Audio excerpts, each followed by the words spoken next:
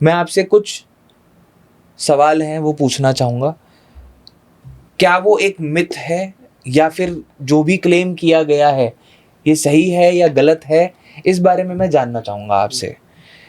एक बात बोली जाती है कि ज्योतिष और तंत्र ये दोनों ही कंप्लीटली साइंस बेस्ड और साइंटिफिक हैं। इसका क्या प्रमाण है साइंटिफिकली कि कोई विश्वास करे कि ज्योतिष और तंत्र होता है और सही होता है? देखिए, नासा की सॉफ्टवेयर में भगवान राम की कुंडली डाली गई थी जो कि कर्क लगन की है। तो जब उन्होंने वो कुंडली डाली तो उन्होंने पाया कि उस टाइम पे जैसे भगवान राम की जो कुंडली थी वो तो आ गई हमारी ज्योतिष के अनुसार कि हमारी ज्योतिष ये कहते हैं कि आज से इतने हजार या इतने लाख वर्ष पहले राम जी आए थे और ये ग्रह ऐसा बैठा हुआ था, ये उच्च का था, ये नीच का था और ये प्लेनेट यहाँ मूव कर रहे थे। जब नासा ने अपने सॉफ्टवेयर में वो कुंडली डाली तो उन्होंने पाया कि बिल्कुल आज से इतने टाइम पहले और ये ग्रह ऐसे ऐसे ग्रह इस जगह मौजूद थे, पहला। दूसरा, हम तुलसीदास जी ने लिखा था हनुमान चालीसा, हम बोलते हैं जुग सहस्त्र जोजन पर भानु लिलियो ताही मधुर फल जानो, यानी कि जुग सहस्त्र जोजन, इन तीनों को जब आप मल्टीप्लाई करोगे, भानु मतलब सूर्य, मधुर फल जान के हनुमान जी कूद गए थे, तो उसका एग्जैक्टली आता है कि 16 करोड़ 80 लाख या 16 करोड़ समथिंग कुछ किलोमीटर धरती से सूर्य की दूरी है। उस टाइम पे कोई साइंस नहीं थी और ये बात कहाँ लिखी हुई है? हनुमान चालीसा के अंदर लिखी हुई है। तो ये प्रमाणित हो जाती है। नवग्रह की हमें सबसे पहले परिभाषा किसने दी?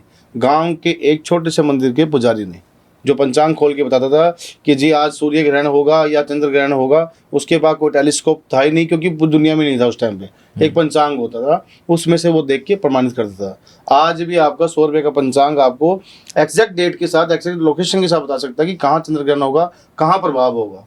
ठीक है, आज भी ये चीज प्रमाणित करी जाती है। नवग्रहों का हमें आज पता लगा ना, जैसे 18वीं शताब्दी तक साइंस हम पे हंसती थी क्योंकि हम ये कहते थे कि हमारे सूर्य देव के 7 घोड़े हैं और सूर्य जो है चल में है, रुक में नहीं है, रुका हुआ नहीं है।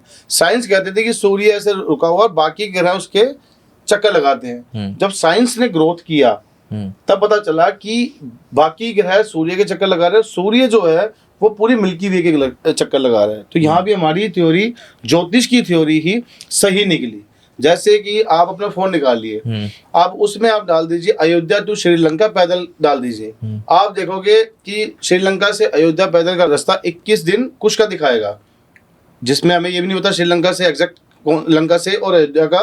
उस टाइम राम जी को थोड़ा पता था कि जब राम जी ने रावण को मारा था तो उसके 21वें दिन दिवाली आती है और वो पैदल ही, राम जी तो पुष्पक विमान से, लेकिन पूरी सेना पैदल आई थी और जिस दिन वो पहुंचे थे उस दिन अमावस थी। लेकिन ये बात राम जी को थोड़ा पता था कि गूगल मैप आ जाएगा। अगर हम साइंटिफिक सोचें, आज की गूगल मैप ये बात बोलता, आप सब कर सकते हैं अपने मोबाइल में कि श्रीलंका डालिए और फिर डाल दीजिए अयोध्या और पैदल डाल दीजिए, 21 दिन आएंगे। इससे ज़्यादा प्रमाण और क्या मिलेंगे? उसके अलावा और प्रमाण देता हूँ, सोमनाथ मंदिर पे एक पिलर है पत्थर का, हजारों साल पहले जब साइंस थी ही नहीं, उस पे लिख दिया था इतने 1000 मील दूर पे धरती आएगी, अब इतना पानी है। कौन इंच टेप लेके नापने गया था? कहाँ गया था?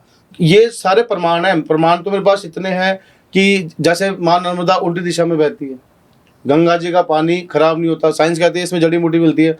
हमसे ज्यादा घने जंगल अमेजोन में है, उसका पानी भी सड़ता है, गंगा जी का नहीं सड़ता, क्योंकि हमारा मानना है कि गंगा जी जो है वो स्वर्ग लोक से आई थी।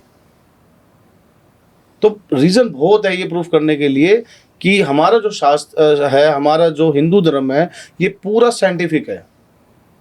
बस कुछ चीज़ें हैं, कुछ मैंने जैसे बताया कि इतना कुछ पाखंड फैल चुका है कि जिनकी वजह से, जैसे कि लोगों में कभी कुछ कर देना, ऐसे ऐसे हरकतें, जो ज्योतिष है ही नहीं, जो तंत्र को जानते नहीं, तांत्रिक को जानते नहीं, वो कुछ भी बोल के चल जाते हैं। तो लोगों को लगता है कि नहीं यार ये सब पाखंड है। अगर आप शास्त्रों को, हिंदू धर्म को जोड़ोगे तो आप मानोगे कि पूरा साइंटिफिक तरीके से ही चलने वाली चीज़ है।